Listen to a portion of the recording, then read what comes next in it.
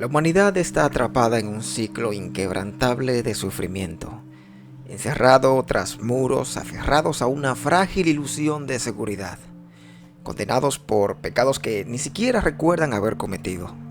Pero no es la primera vez que la historia nos habla de un pueblo maldito, perseguido, reducido a cenizas por fuerzas que van más allá de su comprensión. Y en este relato de titanes devoradores y humanos condenados, resuenan ecos de un destino escrito mucho antes que se alzaran los muros.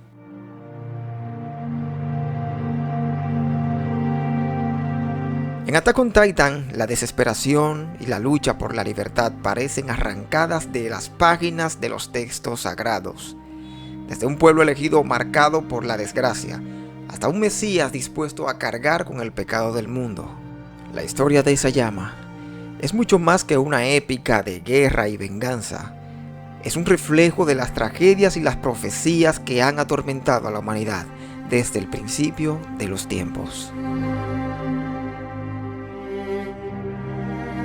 Es por eso que hoy vamos a ver los paralelismos entre Attack on Titan y la Biblia, para descubrir si la verdadera condena de la humanidad no es la extinción, sino la repetición de su propio destino.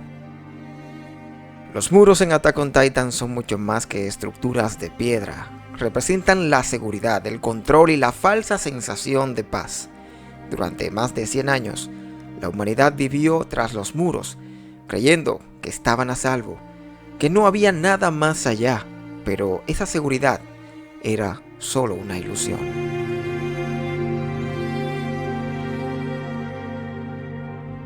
En la Biblia, también encontramos muros que representan una aparente seguridad.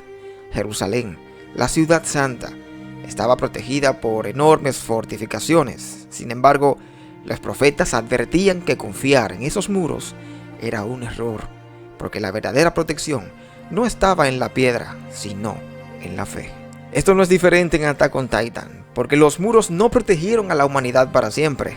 Bastó la llegada de un titán colosal para que la falsa sensación de seguridad se desmoronara en solo un instante. No era el exterior lo que destruiría a la humanidad, sino su propia ceguera. Cuando el pueblo olvidó todo esto, la ciudad cayó en mano de sus enemigos.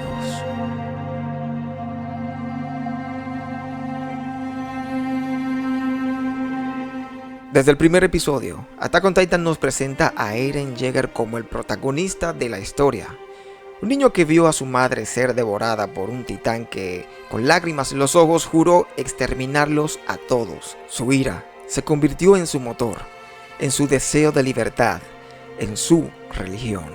Pero a medida que avanza la historia, nos damos cuenta de algo más aterrador, y es que Eren no es el héroe que creíamos. Su viaje lo transforma en algo más. Un falso Mesías, un líder que arrastra a su pueblo a la guerra, se convierte en el ejecutor de un destino implacable. En lugar de traer la libertad, siembra el caos y la destrucción. Esto nos recuerda a una figura profética de la Biblia, el Anticristo.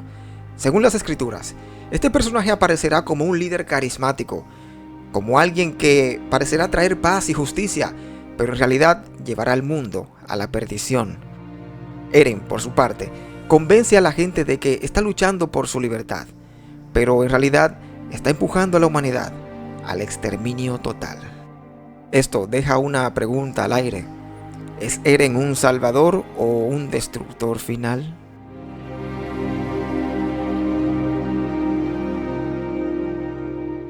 Si nos vamos más atrás, todo comenzó con una mujer, una esclava, una niña que por azares del destino adquirió un poder prohibido.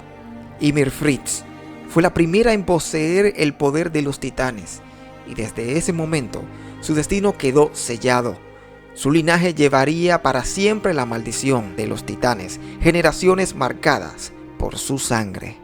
Pero esto no es un concepto nuevo.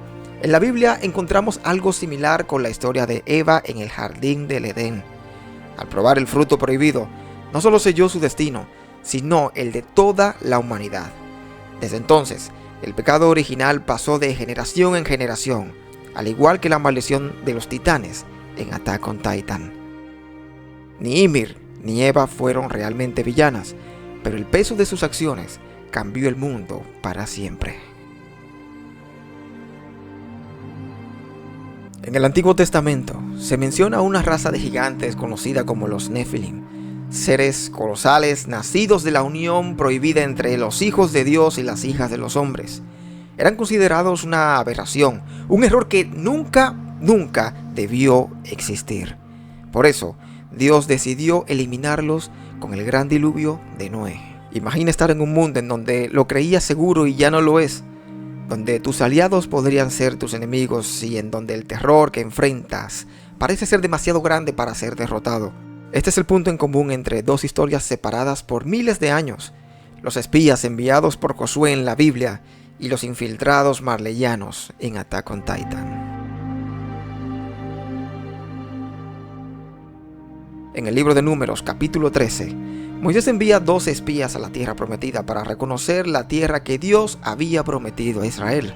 10 de ellos regresan aterrorizados, diciendo que la tierra está habitada por gigantes y que ellos se ven como langostas ante ellos.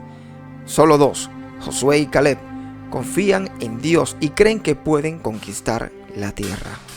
Y aquí ya comenzamos a ver un tema central: el miedo a lo desconocido y la percepción de la amenaza como algo insuperable. Ahora bien, avancemos en el tiempo y transportémonos a la historia de Attack on Titan. Desde el inicio, el enemigo parece ser claro: los titanes. Seres gigantescos imposibles de derrotar sin riesgo, que han diezmado a la humanidad y obligado a los sobrevivientes a refugiarse tras enormes murallas.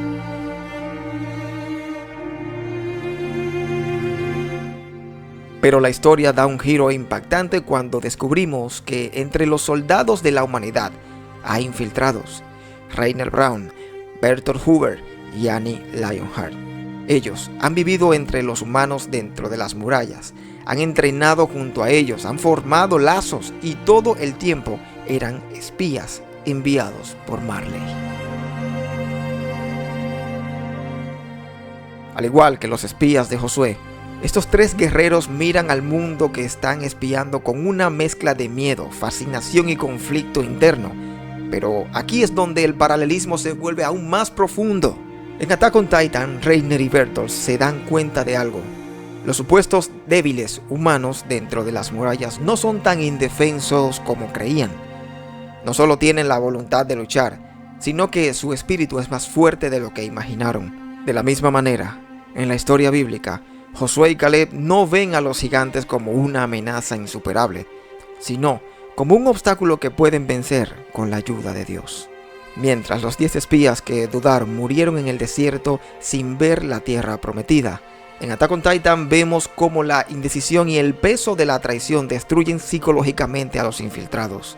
Rainer desarrolla un trastorno de identidad disociativo, incapaz de decidir si es un soldado de Marley o un verdadero compañero de los Eldianos, mientras que Bertolt sufre, atrapado entre el deber y el aprecio por sus amigos, y Annie queda cristalizada tanto literal como metafóricamente, evitando enfrentar su propia realidad.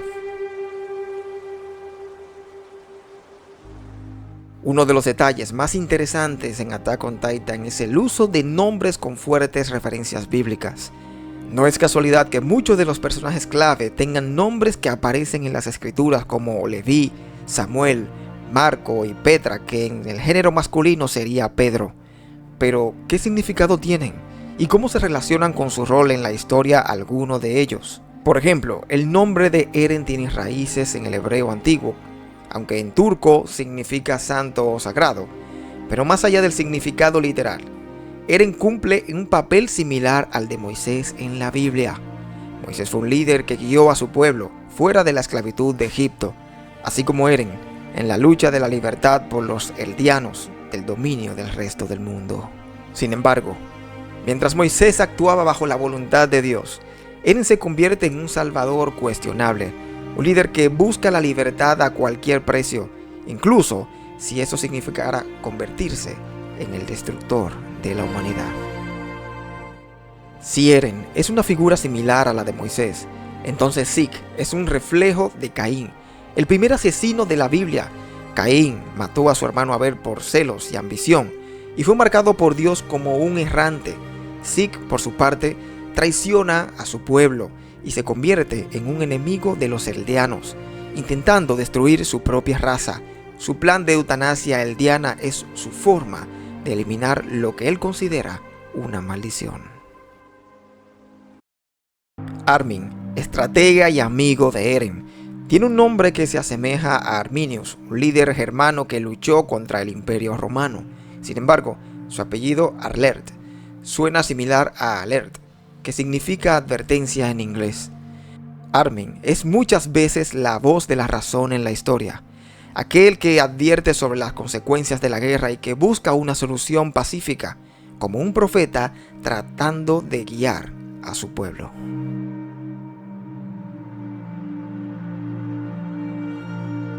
Los titanes, los muros, la lucha entre hermanos, el sacrificio y la redención. Todos estos elementos han sido parte de la historia humana desde tiempos inmemoriales. Attack on Titan no solo es una historia de guerra y desesperación, sino una narración que recoge fragmentos de relatos antiguos y los adapta a una nueva generación. Pero la pregunta que sigue en el aire y es, ¿qué nos quiere decir Hajime Isayama con todo esto? ¿Es un mensaje sobre la naturaleza humana, sobre la repetición de la historia o sobre el peligro de aquellos que se atreven u osan a convertirse en dioses? Te pido que me dejes tus comentarios aquí debajo si crees que estas conexiones son intencionales o solamente son coincidencias.